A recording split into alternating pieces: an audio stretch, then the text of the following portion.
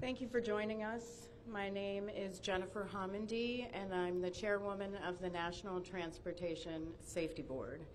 The National Transportation Safety Board is an independent federal agency that's charged by Congress with investigating every civil aviation and serious accident and serious incident in the United States and significant events in other modes of transportation.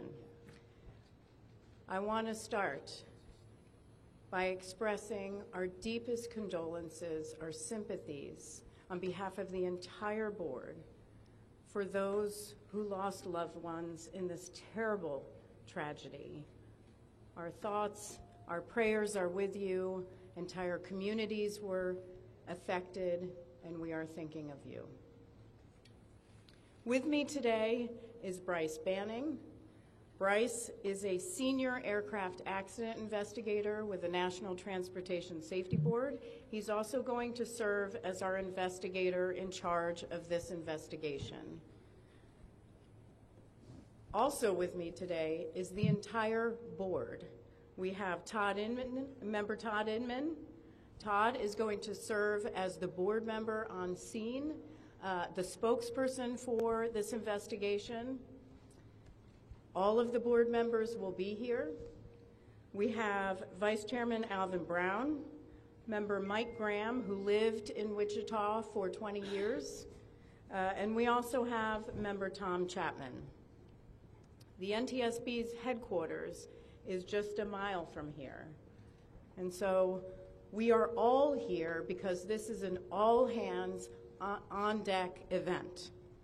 And we're here to assure the American people that we are going to leave no stone unturned in this investigation. We are going to conduct a thorough investigation of this entire tragedy, looking at the facts. Now, with that, I want to level set.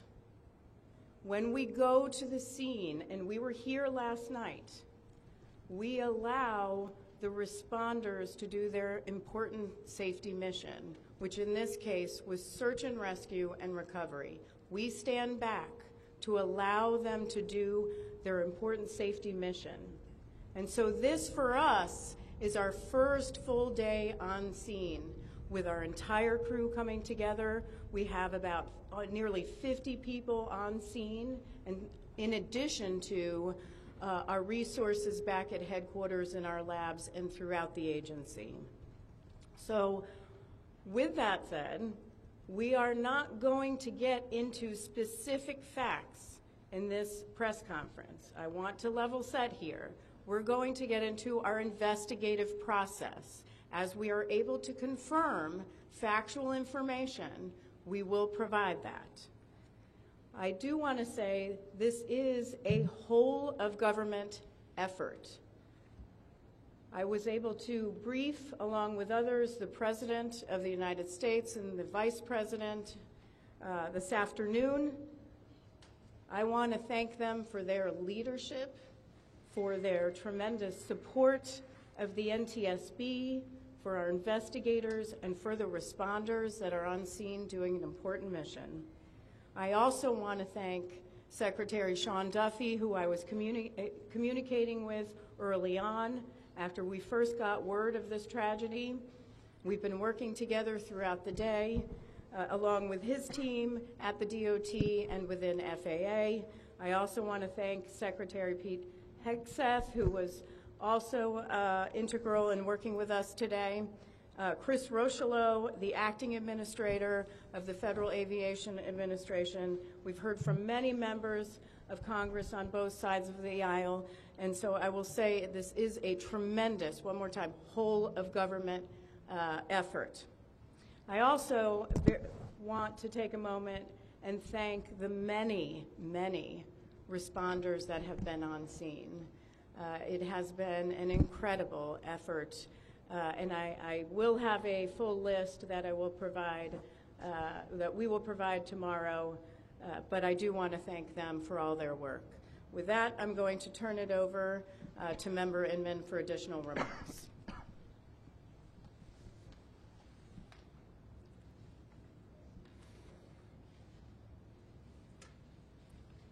So today is our first full day on scene.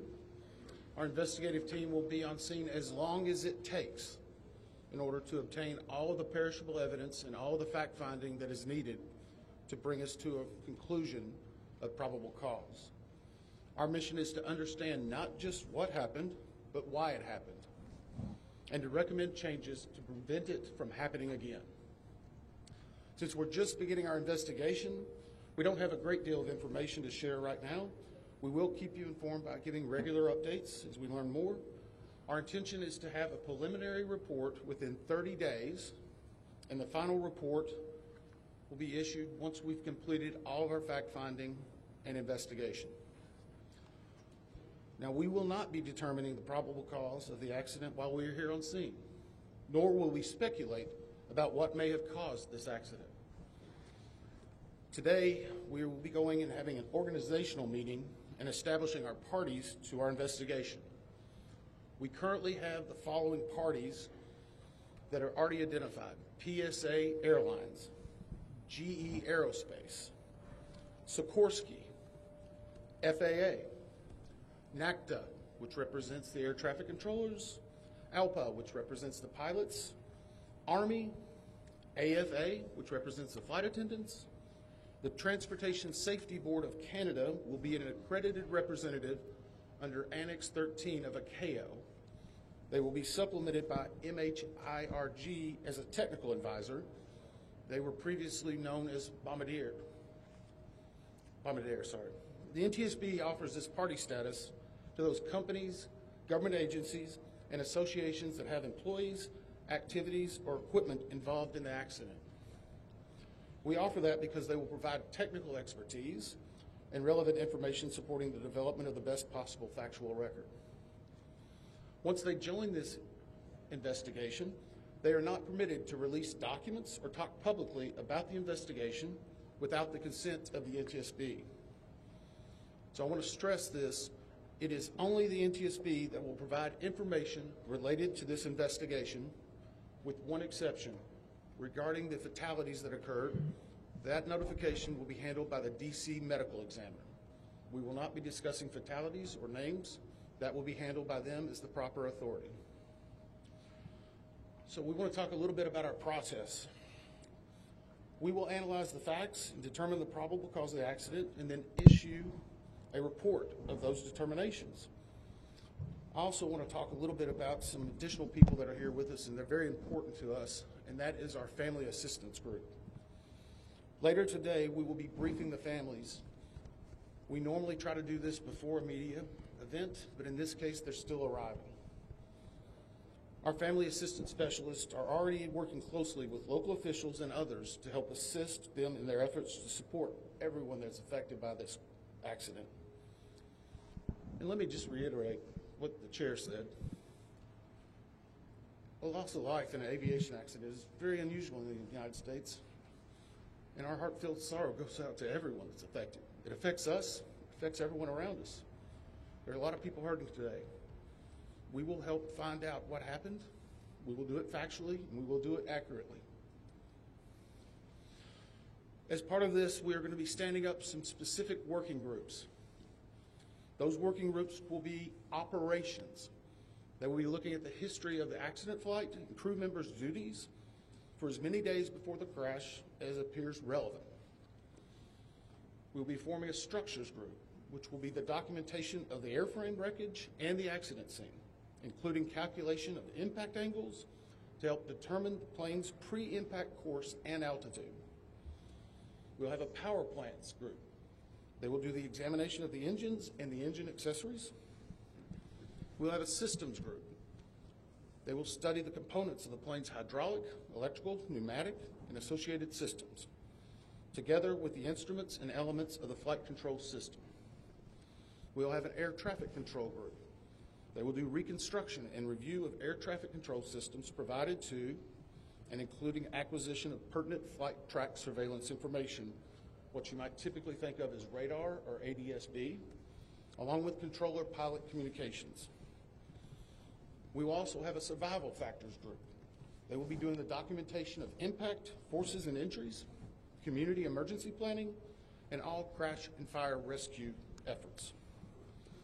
Also, due to the unique nature of this crash, we will be having a helicopter group as well.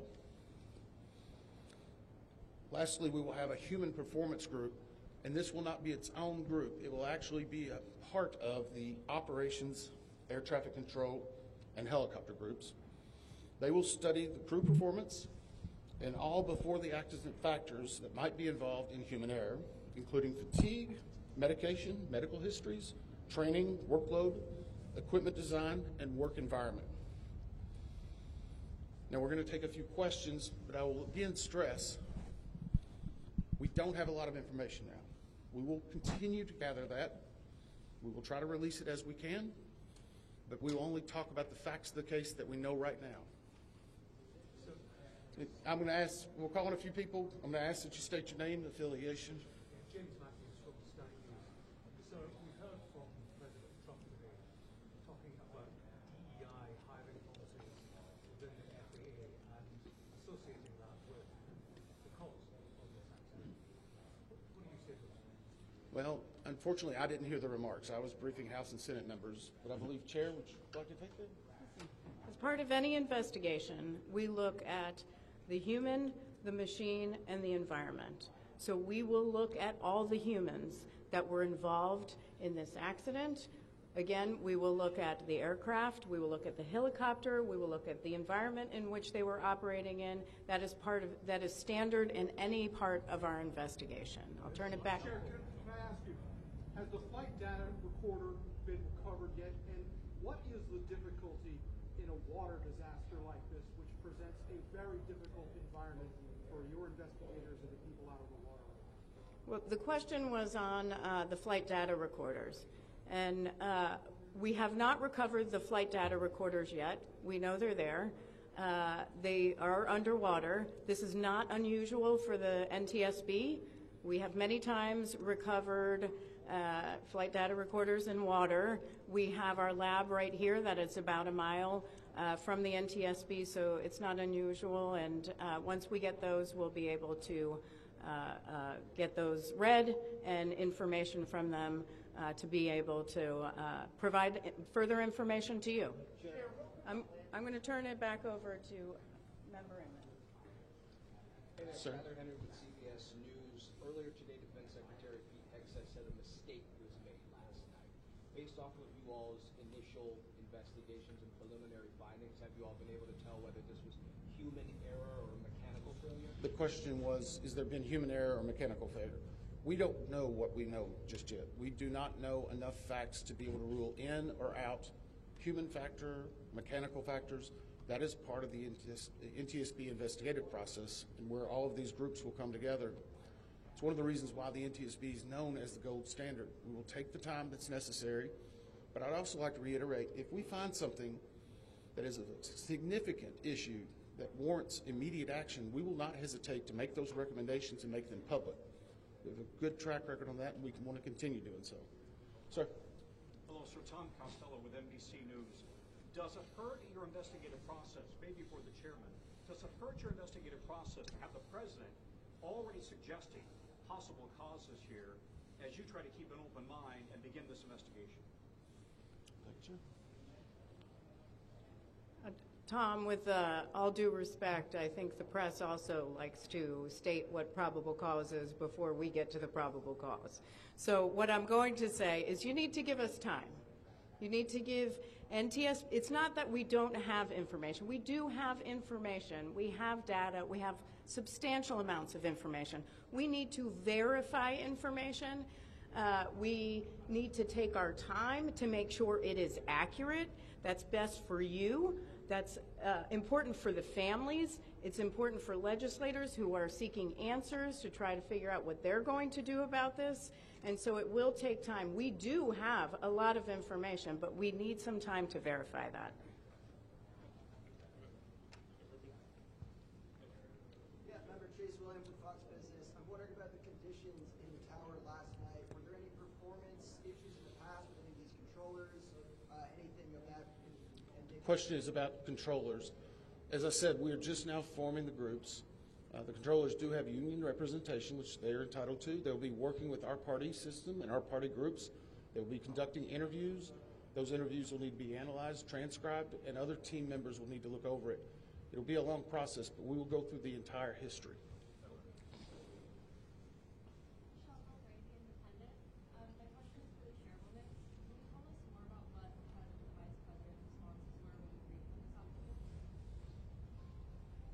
Sure. So the question was about my briefing for the president and the vice president. As is standard, we offer briefings on our process and what we know, and this was a briefing with the president and vice president and with Secretary Duffy and Secretary Hegseth and also the acting administrator of the FAA. There was discussion on what we know so far and our process, and that was about it. Madam Chairwoman, Stephanie Ramos with ABC News. Similar to Tom Costello's question, the President has stated what may have caused the crash, stating common sense. Does that affect your progress at all at this early stage? Yeah, so the NTSB, we conduct an important safety mission where we take a very careful approach. I'm sorry, the question was on speculating during investigations, which is we often hear about. What I will say is we look at facts on our investigation, and that will take some time. And at some point, we'll be able to provide that factual information, as Member Inman said, and provide that hopefully tomorrow. Hang on a second. Dave Shepardson from Reuters. Have you been able to retrieve the black boxes from the helicopter? Has the military decided whether they're going to read those to the NTSB? And what about the ATC tapes? Have you guys been up? So the question was about black boxes, which are referred to as black boxes, which are typically orange. We have not recovered any of the boxes involved yet. We feel comfortable and confident that we will be able to. Right now, recovery of life is probably the most important in those that were involved. I mean, there are still ongoing recovery efforts involving the fatalities involved, along with some debris is coming out as well. We will make sure that that perishable evidence is maintained. We have a great process for that. We will probably have more than one black box, so to speak. It's our understanding that the Sikorsky helicopter is equipped with some form of recording devices, and those will be read either by the DoD or by us. We have a good starting relationship with them, and we've already made agreements in order to be able to do that. So I feel comfortable in what we're going to be doing. The other question was about air traffic control. We received a very large package of information from the FAA at about 3 a.m., I believe, this morning. That is still being reviewed and analyzed. I would say there's a lot more information that usually comes in that than what you may find online and people might speculate about. And that is part of that overall process where we take the time to get the information correct and to make sure all the parties are engaged and involved and can fact check that information. One. Gabe Cohen from CNN. Can you tell me if the NTSB has reviewed this FAA internal report that has been cited by the New York Times indicating that the controller that was on duty at the time of the crash was doing a job that's usually done by two people?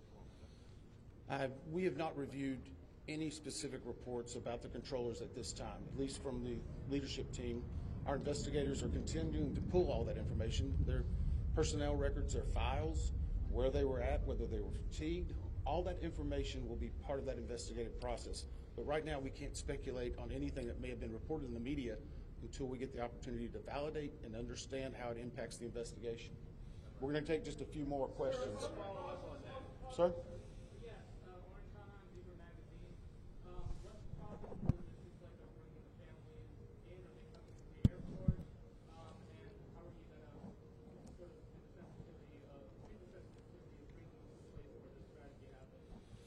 So the question is about the families, and many of those families are still en route. Some are still being notified from both the military and from the commercial crash. There is a family assistance facility that's being stood up by American and PSA Airlines in Bethesda, Maryland. They've already been working on that, standing it up. Our team from our disaster assistance team has also been coordinating with them. We plan on briefing them. It is customary that at some point, if the families wish to go to part of the accident site, that we would arrange such a thing, but it will only be when we know that it's safe, we have the correct perishable evidence, and we can do it in the proper modesty that should be for those family members. It will be a little bit of a process, but it will take some time. Sir, to follow up on the air traffic control. No. So, are you? I know that Marielle Fargo with these news now. We've heard from some witnesses that they saw people come down the slides of the plane. Has there been any indication that people made it off the plane if they were? Well, again, we will not speak to the fatalities. The D.C. medical examiner will, but I think the D.C. fire chief this morning very succinctly said correctly that we believe there are no survivors. Was there off the plane that they even get out of the plane? Last question. So, hang on one second. Right now, we're going through the debris fields. Nothing we've seen would indicate that maybe slides or chutes were deployed. It was a very quick, rapid impact, but we've seen nothing in that regard so far from the evidence we had, but we still need to verify all of that information. One more question? Jeff Cook, ABC News. Go ahead. Jeff Cook, ABC News. What do you know about the altitude of the helicopter at the moment of impact? And can you talk about the procedures for such helicopters in that area? The question was about the helicopter procedures. And in D.C., it's kind of a unique environment. We've been getting briefed more and more by the FAA. I'm not an air traffic control specialist, but they're actually helicopter zones, if you will, or tracks.